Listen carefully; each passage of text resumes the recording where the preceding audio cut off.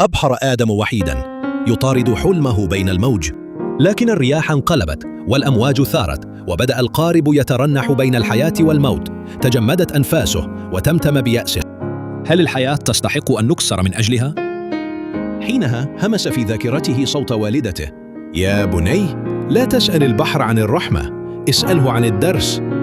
تشبث بالمجداف، قاوم العاصفة حتى بزغ النور، وعندها فهم الحقيقة: الحياة لا تنتظر من يهرب، بل تفتح أبوابها لمن يجرؤ على المواجهة.